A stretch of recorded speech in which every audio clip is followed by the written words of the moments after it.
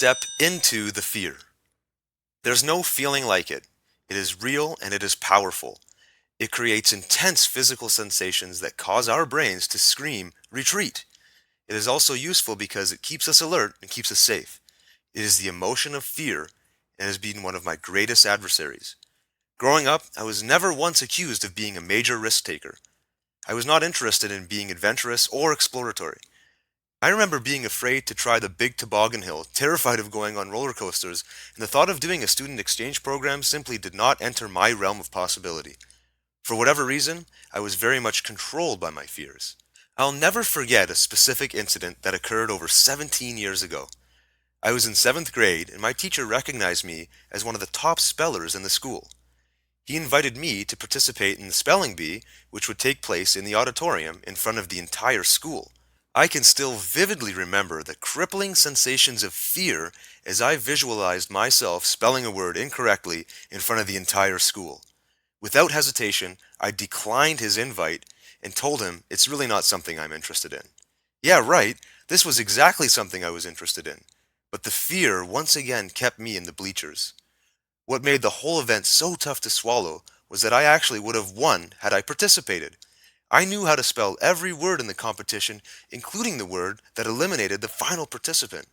Fear took me out of the game before it started. Fear cost me a huge win, personal success, and school fame.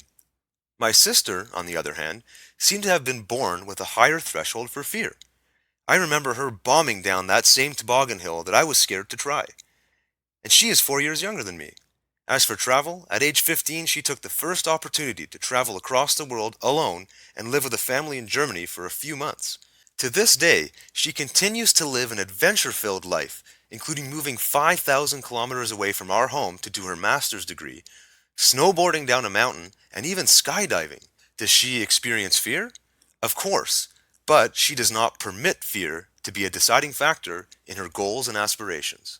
When I finally adopted the same mindset and made a commitment to take action in spite of fear, I was able to take full control of my life and implement lasting change. As I began to work on myself and learned what my fears were and why they existed, I started to truly understand the limitations that fear had created in my life. Once I placed my focus on what my fears had been costing me, the motivation to overcome the fears seemed to blossom.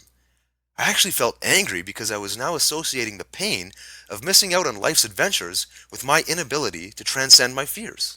I now see fear, doubt, and worry for what they truly are: imagined catastrophes.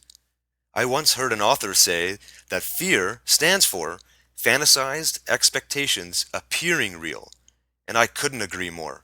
When I am feeling fearful, I can effectively deal with the emotion because I now understand that I am literally using my imagination to contemplate a disastrous outcome to a situation.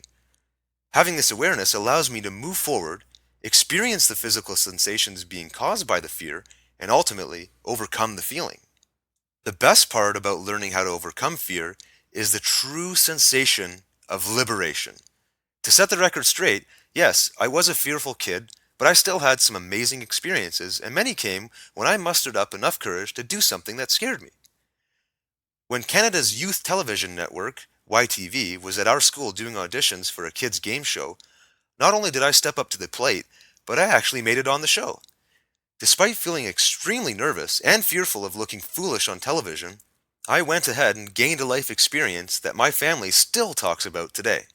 From a professional perspective, I've had to work extremely hard at dealing with fear when it comes to public speaking. Despite the fact that I quit my career to pursue a business in personal development speaking and coaching, I had a significant amount of anxiety when it came to standing up in front of an audience. You see, my ultimate goal is to be a top-ranked platform speaker like so many of my mentors.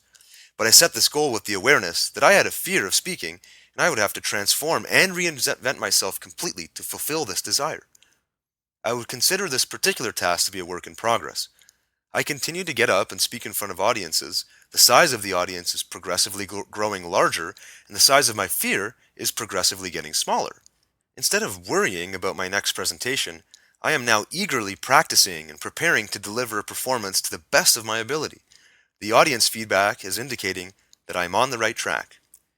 It's the culmination of these positive indicators that continue to chip away at my fear and move me towards full liberation. While I accept and embrace fear as part of the equation that keeps me sharp, I am able to continually move forward and develop myself to new levels and plateaus. Life is much more exciting now that I have learned to step into the fear. Thanks for listening to Step Into the Fear.